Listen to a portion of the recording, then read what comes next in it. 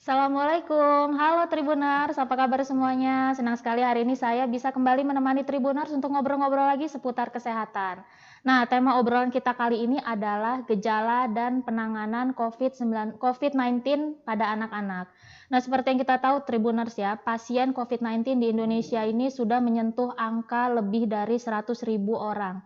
Dan di antara pasien-pasien tersebut ada yang usianya masih anak-anak dan kalau nggak salah sih belum lama ini saya dengar ada yang masih bayi sudah tertular COVID-19. Nah tentu ini menjadi kekhawatiran bagi orang tua ya Tribuners ya, apalagi dengar-dengar anak ini paling rentan tertular COVID-19 karena imun tubuhnya yang lebih rendah dibandingkan dengan orang dewasa. Nah, untuk ngobrol seputar COVID-19 pada anak-anak ini, kita sudah terhubung dengan Dr. Roro Rukmi Windy Perdani. Beliau adalah dokter spesialis anak dari Rumah Sakit Anugerah Medika. Halo dok. Hai, Halo Assalamualaikum. Selamat dokter. sore. Apa kabar dok? Alhamdulillah sehat. Iya, alhamdulillah. Gimana ini dok? Lagi di rumah sakit, Mbak. Oh iya. Nah dok, sebelum kita ngobrol soal tema nih dok, biar Tribuners kenal nih sama dokter nih. Dokter ini prakteknya di mana aja sih dok selain di Anugerah Medika dok? Atau dokter ngajar di mana gitu? Oh ya, terima kasih. Sebelumnya saya ucapkan kepada Tribun sudah mengundang saya di sore ini untuk diskusi sedikit ya tentang Mm-mm. COVID-19 pada anak. Untuk informasi, saya sebagai staf pengajar di bagian ilmu kesehatan anak di Fakultas Kedokteran Universitas Lampung. Selain itu juga saya praktek di Rumah Sakit Umum Abdul Muluk ya, dan di Rumah Sakit Swasta di Anugerah Medika yang sebentar lagi insya Allah menjadi Rumah Sakit Hermina. Amin. Amin. Berarti kalau mau periksa sama dokter tinggal ke dua rumah sakit itu aja dok ya? Iya, boleh Iya. boleh. Heeh. Iya dok. Nah kita langsung ke tema aja dok ya. Ini kan Ya, pasien COVID-19 di Indonesia ini luar biasa benar dok ya. Udah sampai di atas 100.000 orang ya dok ya. ya, Nah, di betul. antara pasien-pasien tersebut itu ada yang usianya masih anak-anak dan bahkan kalau nggak salah dok, saya pernah baca berita ada bayi yang sudah tertular dok COVID-19 ini. Dan katanya dia sempat Hmm, koma kalau nggak salah saya dengar itu. Nah, hmm. bagaimana sih dok anak-anak ini kok bisa tertular dari COVID-19 ini dok? Sama nggak dia dengan orang dewasa dok tertularnya dok? Ya, eh, ya. Jadi kasus COVID-19 juga ditemukan pada anak-anak di Indonesia. Data per 1 Agustus 2020 sekitar 8.600 anak ya yang terkena COVID-19 di Indonesia. Sama seperti halnya di negara-negara lain, kurang dari 2% yang sakit kritis ya. Jadi kalau untuk penularannya di bayi-bayi memang sudah ditemukan, akan tetapi untuk transmisi vertikal atau ditularkan dari ibu ke bayi itu masih dalam penelitian. Artinya belum ada data yang mendukung bahwa COVID-19 ditularkan secara vertikal melalui plasenta dari ibu ke bayi. Jadi penularan yang saat ini diyakini itu masih sama ya dengan pada kasus dewasa, yaitu dengan melalui droplet ya. Hmm. Artinya melalui percikan ludah ketika seseorang itu bicara seperti itu. Mm-mm. Dan juga dengan kontak langsung, bersentuhan langsung misalnya, atau menyentuh benda-benda yang sudah terkontaminasi dari orang yang COVID-19 ya, konfirmasi gitu. Misalnya kita menyentuh permukaan benda yang tadinya itu sudah terkontaminasi lebih dulu sehingga di situ ada virusnya. Kita tahu virus bisa bertahan tergantung ya itu apakah di plastik, apakah di aluminium, di besi gitu ya, untuk jangka waktu bertahannya gitu ya. Nah itu kalau kita sentuh, terus kita misalnya menyentuh hidung atau mata seperti itu, nah itu bisa menyebabkan kita menjadi tertular seperti itu. Mm-mm. Iya dok. Nah ini dok, sekalian saya mau nanya juga dok. Kayaknya sih bukan berlaku untuk anak-anak aja dok ya. Ada yang bilang dok, virus COVID-19 ini menular melalui udara. Benar nggak, Dok? Ya, ya memang beberapa waktu ini memang sedang dalam penelitian terus-menerus karena COVID-19 ini adalah penyakit yang baru. Jadi apakah penularannya sudah meningkat lagi ya, bukan hanya droplet tapi sudah airborne atau melalui udara, itu sedang dalam penelitian oleh para ilmuwan. Akan tetapi sampai saat ini diyakini bahwa belum ya ditularkan, ya WHO belum menyatakan bahwa COVID-19 ini ditularkan secara airborne atau melalui udara. Jadi masih melalui droplet. Akan tetapi ada tindakan-tindakan yang itu disebut dengan tindakan aerosolisasi, artinya menyebabkan partikel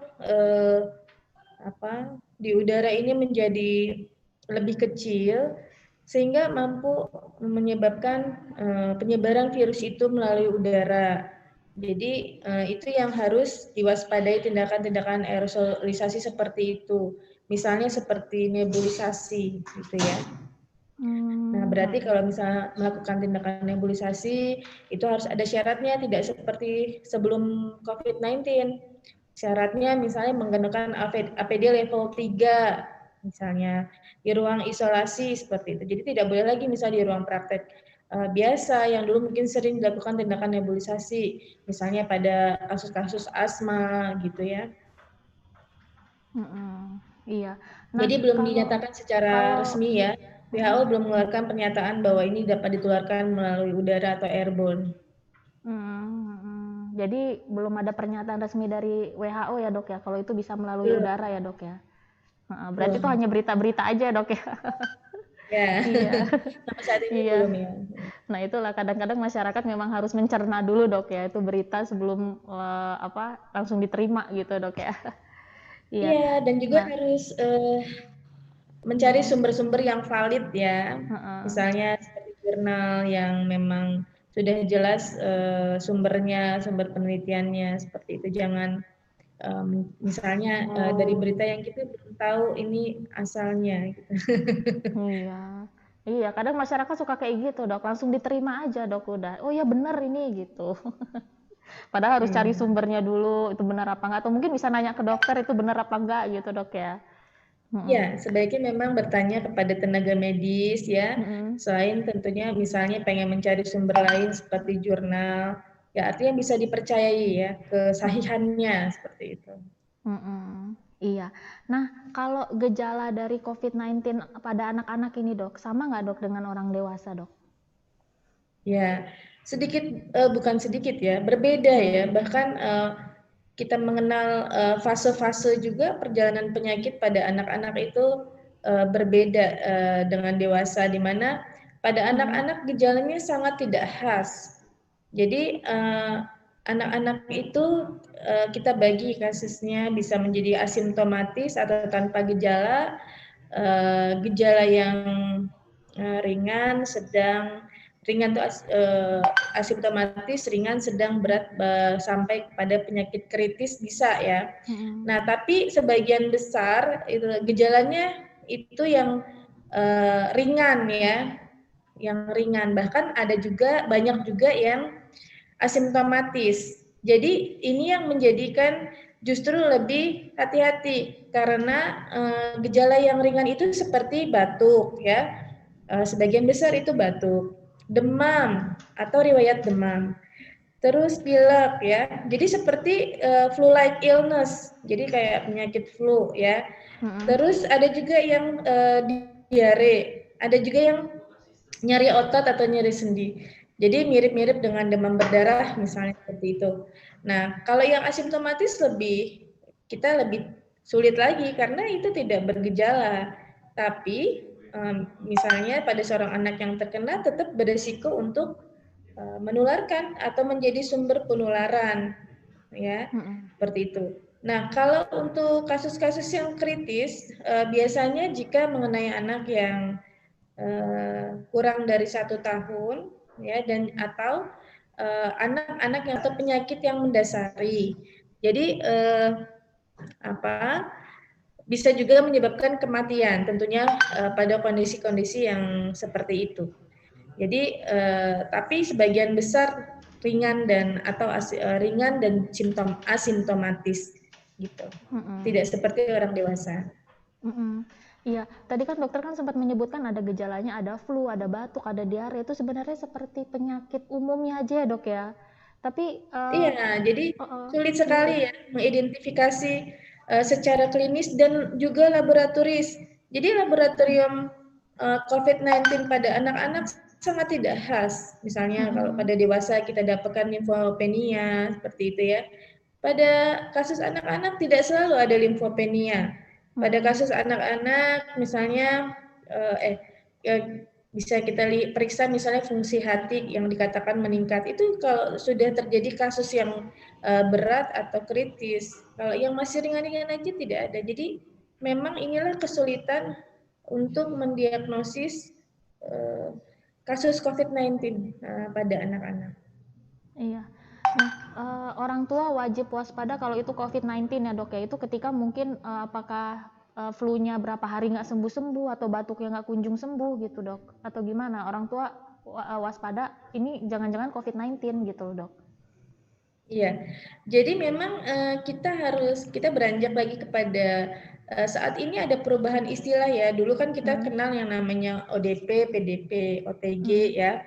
Nah sekarang kan diubah tuh, udah ada perubahan istilah menjadi kasus suspek, probable, dan kasus konfirmasi. Nah jadi kalau misalnya suspek misalnya ya, definisinya adalah seorang anak yang mengalami keluhan batuk, pilek ya, itu keluhan ISPA ya, infeksi saluran pernafasan akut gitu ya. Itu dan kurang dari 14 hari dia dari daerah yang dilaporkan daerah tersebut ada transmisi lokal misalnya. Atau kurang dari ya seperti itu misalnya. Jadi kita juga harus mengingat bahwa ada nggak paparan. Paparan itu misalnya bepergian ke daerah transmisi lokal, atau paparan itu misalnya ke ketemu orang ya yang dicurigai atau untuk terkena kasus COVID-19 seperti itu. Jadi jangan lupa nih ada paparan karena kan COVID-19 ini memang penyakit menular. Jadi kita harus mencari atau men-tracing kira-kira ada nggak paparan. Kalau misalnya ada paparan dengan gejala ISPA seperti itu sudah kita bilang suspek ya. Jadi kita ada indikasi untuk melakukan pemeriksaan ya dengan RT-PCR untuk menegakkan diagnosis. Karena rapid test saat ini sudah tidak disarankan lagi ya. Kenapa dok? Nah kita bayangkan bahwa gejala klinis tidak khas, gejala laboratorium tidak khas, rapid test sudah tidak disarankan. Jadi kita langsung kepada swab dan ya kesulitan di lapangan adalah kita kapan kita mencurigai ini kasus COVID-19, kapan bukan. Tapi intinya adalah karena ini memang lagi pandemi, kita harus tetap waspada dengan kasus-kasus ISPA seperti itu. Ya kita pisahkan dengan kasus-kasus non ISPA, ya polinya seperti itu. Dan kita menggunakan APD level 2, ya minimal level 2. Ya gitu pada poli yang ISPA gitu, karena pasien anak ini sebagian besar gejalanya adalah gejala-gejala ISPA atau infeksi saluran pernafasan akut seperti itu. Nah ada juga misalnya kasus yang berat, misalnya pneumonia ya, pneumonia itu infeksi paru-paru, bukan sekedar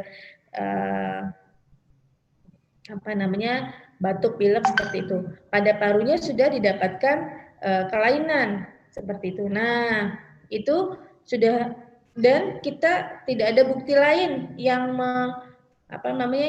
yang dicurigai sebagai penyebab. Mungkin kan kita tahu pneumonia itu bisa disebabkan oleh bakteri ya, sebagian besar malah. Nah, tapi sekarang ini ya semenjak wabah ini ditemukannya SARS-CoV-2 ya sebagai penyebab COVID-19 ternyata ini menyebabkan pneumonia. Jadi sekarang ada nih pneumonia baru yang disebabkan oleh virus ya, yang si virus COVID-19 ini yang dulu jarang pneumonia itu oleh virus ya, akan tapi sekarang menjadi lebih sering kejadian yang infeksi yang disebabkan oleh virus tersebut gitu. Iya.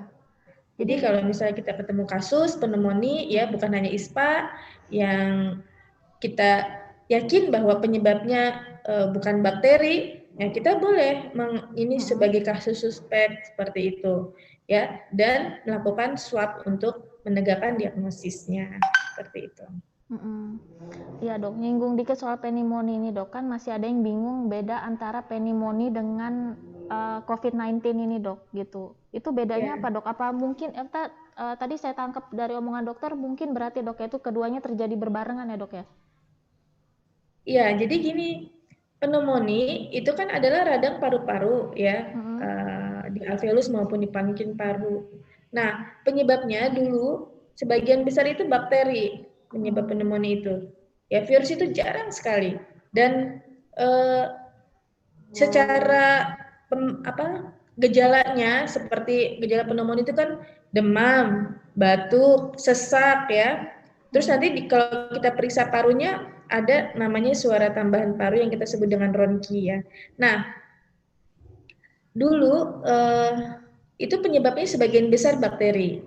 Nah, meskipun virus itu ada tapi sedikit sekali kasusnya. Tapi kita sulit membedakan antara pneumonia yang disebabkan bakteri atau yang virus. Nah, sekarang semenjak ada SARS-CoV-2 ya yang menjadi penyebab dari COVID-19, itu kan menyebabkan pneumonia ya. Kalau kasus yang berat kan ya itu klasifikasinya untuk pneumonia yang dengan sesak ya. Nah, itu akhirnya kasus pneumonia karena virus ini bukan lagi jarang tapi juga bertambah ininya prosentasenya karena ada penyebab baru si COVID-19 ini si SARS-CoV-2 ini yang menyebabkan COVID-19. Nah, jadi pneumonia itu infeksi paru-paru ya yang penyebabnya bisa bakteri, bisa virus ya, bisa jamur. Nah, walaupun sebagian besar penyebabnya bakteri, saat ini ketemu penyebab baru yaitu SARS-CoV-2 yang menyebabkan COVID-19. Jadi untuk membedakannya bagaimana? Sulit sekali secara pemeriksaan dan gejalanya sama, batuk, pilek, demam, sesak. Di ronsen tidak khas juga ya membedakan antara yang penyebabnya bakteri apa yang penyebabnya SARS-CoV-2 ini ya. Nah, jadi kalau di CT scan ya dikatakan ada ground glass appearance ya, seperti gambaran putih-putih seperti itu ya. Nah, tapi kan tidak CT scan itu kan tidak di semua layanan ada ya. Tapi kalau ronsen cenderung lebih banyak yang memiliki ya untuk alat pemeriksaan ronsen ini. Jadi sulit membedakan intinya bakteri dengan virus seperti itu. Pneumonia yang karena bakteri atau karena virus, gitu ya. Sulit ya dok ya. Iya. Nah kalau Jadi, misalnya pneumonia karena virus ini berarti dia kan pneumonia juga cuman penyebabnya yang iya. Nah kalau sekarang ini bertambah. Iya, sorry dok agak ini sore. Nah dok, kalau pneumonia karena virus ini dok, itu apakah nanti akan semakin memperberat kondisi pasien nggak dok? Iya, kan COVID-19 ini ya, maksudnya karena virus ya, sekarang ini kan kita yang lagi wabah adalah pneumonia virus yang disebabkan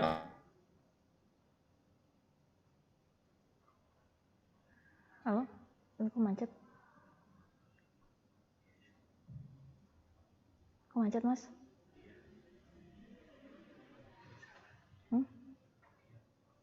Halo dok?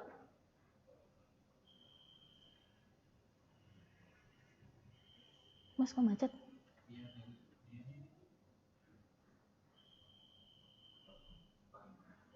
Dokter? Halo dok? Halo dok, masih salah di siapa ya? Dokternya? Oh, halo dok.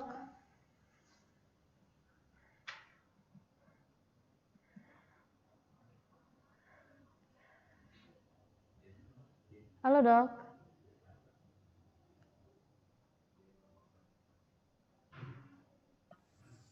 Ya, Anaknya memiliki daya tahan tubuh yang baik, seperti ya. itu, ya dia bahkan untuk menjadi pneumonia itu kecil sekali tadi. Gejalanya ringan-ringan saja seringnya gitu. Tapi kalau daya tahan tubuhnya kurang baik, terus faktor usia yang sangat muda, terus dia sudah punya penyakit yang mendasari, misalnya nih ya, yang di luar negeri itu atau juga di Indonesia misalnya anak yang dengan gagal ginjal gitu ya, terus kena pneumonia yang penyebabnya adalah SARS-CoV-2, ya menjadi sakit kritis dan akhirnya meninggal, ya seperti itu. Jadi bisa menjadi sangat berat, bahkan menyebabkan kematian seperti itu. Iya. Nah, ini dok, ini dengar-dengar ya dok ya. Halo dok. Nah, Ya. dengar-dengar dok ya, anak-anak ini daya tahan tubuhnya itu tuh lebih rendah dibandingkan dengan orang dewasa, sehingga dia lebih rentan tertular dari COVID-19 ini dok. Benar nggak dok?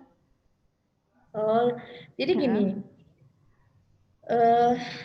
kenapa pada anak-anak ya sebagian besar gejalanya itu gejalanya ringan atau banyak yang asimptomatis, ya inilah anugerah ya pada anak-anak. Kalau untuk dari segi resiko tertularnya sama, ya bersama-sama memiliki resiko tertular. Bahkan anak-anak ini potensi menjadi penular yang sangat tinggi bagi orang dewasa malahan. Ya, nah ada keuntungan ya, itulah kekuasaan Tuhan bahwa di usia anak-anak ini ada jadi si virus ini bisa menyerang tubuh manusia itu lewat reseptor namanya ACE2. Nah itu belum berkembang dengan baik, maksudnya masih dalam proses perkembangan gitu ya pada usia anak, sehingga malah respon peradangan ya yang diakibatkan SARS-CoV-2 ini menjadi minimal. Oleh karena itulah gejalanya tidak seberat pada orang dewasa, tidak sesering pada orang dewasa gitu. Dan faktor lain apa? Faktor lain, anak-anak itu lebih sering kena pilek, batuk pilek. Ini ditengarai mampu menimbulkan kekebalan silang terhadap SARS-CoV-2. Jadi si anak akan membentuk antibodi yang nantinya mampu menyerang si SARS-CoV-2 ketika SARS-CoV-2 menyerang tubuhnya. Nah, apalagi yang menyebabkan kasus anak-anak ini lebih ringan misalnya karena anak-anak lebih jarang keluar rumah, artinya resiko paparan menjadi lebih sedikit dibandingkan orang dewasa. Jadi itulah kenapa di usia anak banyak yang asimptomatis dan gejala yang ringan, tidak seperti dewasa yang banyak yang berat seperti itu. Iya. Nah, kalau seandainya nih dokter menemukan ya, atau dokter anak ini menemukan ada anak-anak ini yang positif COVID-19, itu penanganannya itu gimana dok? Apakah sama dengan orang dewasa diisolasi gitu? Sama, jadi kasus konfirmasi ya dengan gejala ringan ya atau asimptomatis memang tidak dirawat inap ya, isolasi mandiri di rumah gitu ya. Gitu. Tapi kalau kasusnya berat ya, misalnya pneumonia seperti itu, kan kalau pneumonia itu kan gejalanya tadi batuk, pilek, demam, sesak ya. Seperti itu. Itu harus dirawat di ruang isolasi. Gitu. Iya. Ini tentu jadi ini orang tua ya dok ya, apalagi kan anak-anak kan nggak bisa jauh dari orang tua ya dok ya. Iya, betul bisa sekali. dari ibunya rewel. Itu gimana sih dok cara dokter sama pak perawat di sana ini dok menenangkan anak ketika anak rewel pengen ketemu sama ibunya gitu? Iya, jadi kalau inilah dia, jadi kalau diisolasi ya pada pasien-pasien anak dia harus ditemani oleh satu orang tua. atau satu caregiver pengasuh. Ya selama ini orang tua tentunya yang paling dekat dengan anak. Ini yang harus diingat. Jadi memang sudah banyak juga nih dampak penelitian, diskusi-diskusi tentang dampak psikologis anak yang dirawat di ruang isolasi. Itu. Gitu. Jadi luar biasa nih karena anak itu kan takut ya. Udah gitu dia stres juga. Kenapa saya ditaruh di ruangan ini nggak bisa kemana-mana ya?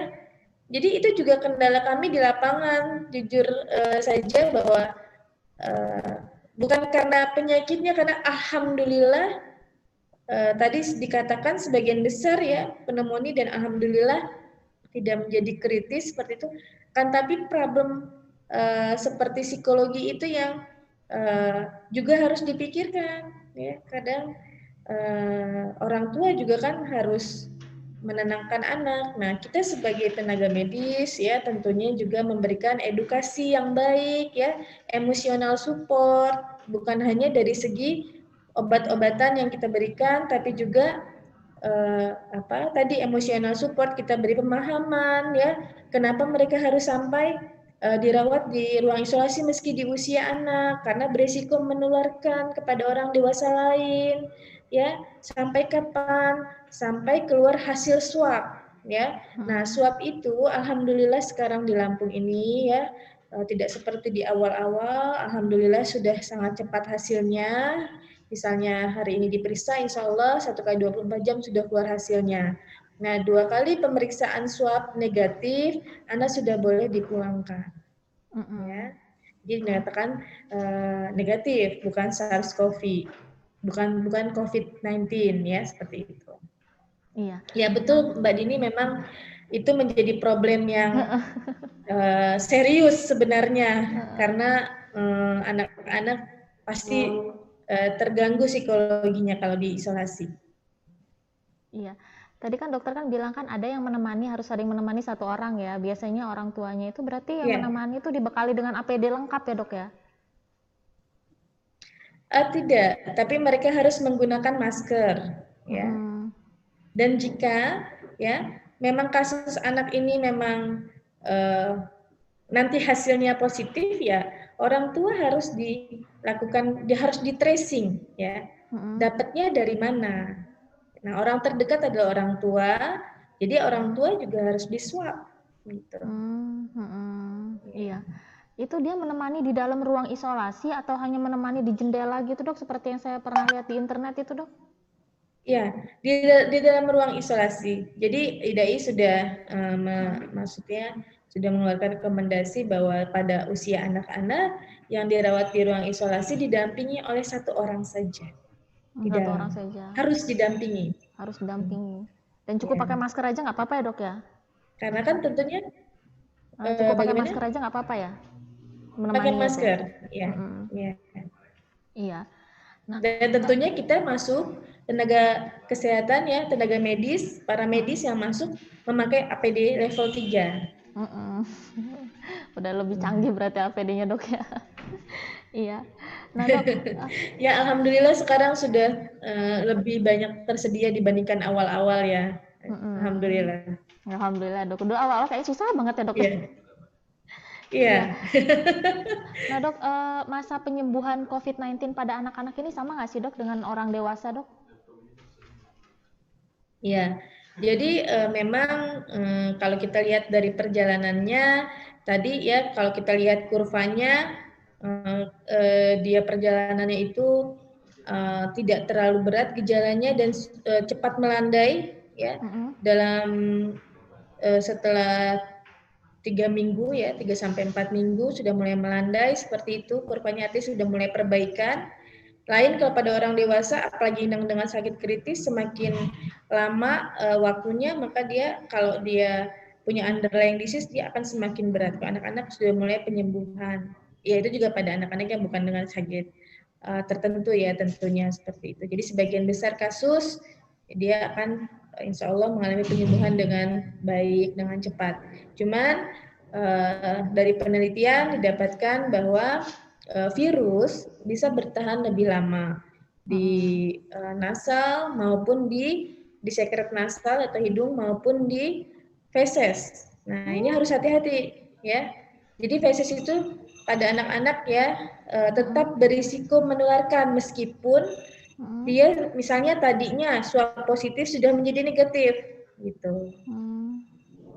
Bisa sampai masih 4 minggu ya dari dinyatakan swab itu negatif masih bisa berpotensi menularkan. Jadi tetap harus menjaga kebersihan ya, menjaga kontak ya dengan anak-anak yang tadinya misalnya kasus konfirmasi seperti itu.